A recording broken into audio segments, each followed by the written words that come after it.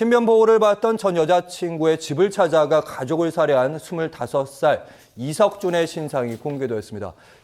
경찰은 구체적인 범행 동기를 파악하기 위해서 프로파일러 2명을 수사팀에 투입했다고 하는데요. 오윤성 순천향대 경찰의 행정학과 교수와 함께 자세히 알아보겠습니다. 어서 오십시오. 네, 안녕하세요.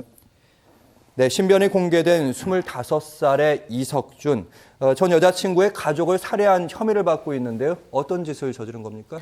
네, 이번에 이제 신상이 공개된 그 이석준 같은 경우는 지난 10일 오후 2시 26분경에 서울 송파구 잠실동에 있는 한 그 빌라에서 전 여자친구의 어머니와 그리고 이제 그 남동생, 13살 먹은 남동생에 대해서 흉기로 공격을 하고 도주를 했습니다.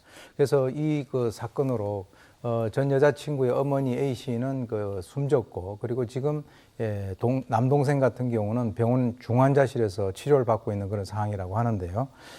다행히 그 당시에 이제 여자친구는 그 자리에 없어서 화를 모면을 했습니다. 그래서 신고를 받고 출동한 경찰은 바로 그 현장 그 옆 건물 2층에 숨어 있던 이 씨를 현장에서 현행범으로 이제 체포를 했고요.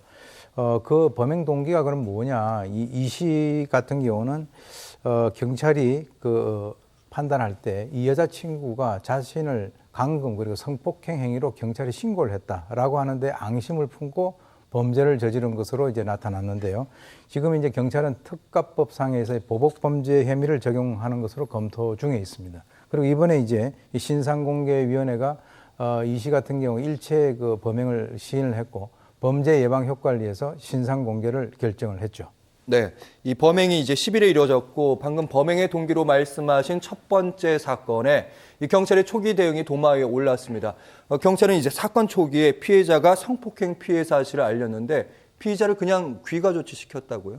네, 그 부분이 이제 좀 그 애매한 그런 부분인데요. 지난 6일 그 여자친구 아버지가 경찰에 자기 딸이 감금이 됐다 이렇게 해서 경찰에 신고를 하게 됩니다. 그래서 이제 경찰은 대구에서 이 가해자 이 씨와 이 그 여자친구 2명을 갖다 찾아내고 조사를 하는 그 과정에서 여자친구의 그 진술상 감금됐고 성폭행을 당했다라고 하는 진술을 받았음에도 불구하고요.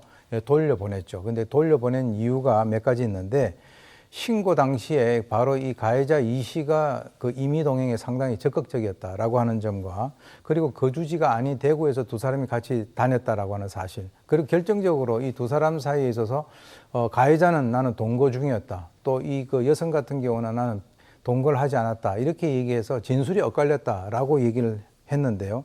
결론적으로 이제 범행 증거가 부족을 해가지고 종합적으로 판단한 결과 이 가해자를 귀가를 시키고 이 여성에 대해서는 신변보호 조치, 즉 스마트워치를 지급을 하는 것으로 결론을 내렸는데, 글쎄요, 동거 여부가 있다라고 해서 이 성폭행과 어떤 연관성이 있다라고 하는 것은 좀 이해하기 힘듭니다. 왜 그러냐면 요즘에는 아내 강간도 존재를 하는 것이거든요. 예. 네. 여러 가지로 조금 여러 가지 대처가 좀 아쉬운 부분도 좀 있는데 이석준이요 경찰 조사에서 이런 말을 남겼습니다. 애초에 가족을 노린 것은 아니다 이런 취지로 진술을 했다고 하는데 쉽게 말하면 이제 계획 범죄는 아니다 자신의 입장을 밝힌 건데 경찰이 이제 계획 범죄라고 보고 있습니다. 그러니까 여자친구의 주소를 알려고 뭐 흥신소도 알아봤다 이런 얘기 아닙니까? 그렇습니다. 이거는 100% 명백한 계획 범죄입니다. 왜 그러냐면 이제 이 그 피해자의 주소를 알기 위해서 흥신소에 의뢰를 했고요. 그리고 이제 그 근처에서 흉기를 구입을 했고, 또 이제 CCTV에 나온 걸 보면은 그날 아침부터 그 근처를 계속 배회를 하면서 이 그 빌라 같은 경우는 공동 그 출입문이 있잖아요. 그렇죠. 예, 그것을 옆에서 이제 보면서 이제 그 번호를 알아내 가지고 들어왔다 이렇게 알려져 있는데, 물론 이 사람의 원래 목표는 이 가족은 아니겠죠. 그러나 여자친구가 주 가족이긴 하지만 아까 말씀드렸습니다마는 이 신고를 했었던 사람이 아버지였단 말이죠. 그러니까 이 가족들에 대해서 어떤 그 보복을 해야 되겠다라고 하는 생각을 품고 온 것은 확실하기 때문에 이와 유사한 사건들도 사실은 그동안 많았었어요. 그게 부산의 이제 동거녀 가족 살해 사건이라든가 대구 대학생 부모 살해 사건, 또 금년에 있었던 노원구 세모녀 살해 사건, 뭐 이런 것들이 다 그런 것인데, 문제는 뭐냐면 그럼 이 어떤 심리에서 자기하고 직접적인 관련성이 없는 그 여자친구의 가족들을 살해하느냐? 바로 여자친구를 살해하지 못하면 그 가족들을 살해함으로써 평생 여자친구를 하여금 자기 때문에 가족들이 살해됐다라고 하는 이 죄책감을 갖다가 느끼면서 평생 그 살려고 하는 그런 어떤 그 의도, 나쁜 의도가 있는 것이 아닌가 이렇게 추정이 됩니다. 네, 범행의 행동도 나쁘지만 의도도 참 나쁘다는 생각이 드는데 말씀하신 대로 이제 비슷한 일이 불과 20여일 전에 이 스토킹 피해를 받으면서 신변 보호를 받던 30대 여성을 살해했던 이 김병찬의 사건도 있었습니다. 그 충격이 가시기도 전에 또 비슷한 사건이 발생을 했는데요. 안타까운 사건이 이렇게 계속 반복되는 이유 뭐라고 봐야 됩니까? 글쎄 이번에 이제 이 사건 같은 경우는 스토킹 범죄 이전에 성폭력 범죄입니다. 그래서 이제 성폭력 범죄 수사 및 피해자 보호에 관한 규칙 제12조에 신변 안전 조치가 있는데 거기 보면 사실 이제 가족들도 신변 조치를 갖다가 필요할 때 취해야 된다라고 하는 것이 나와 있거든요.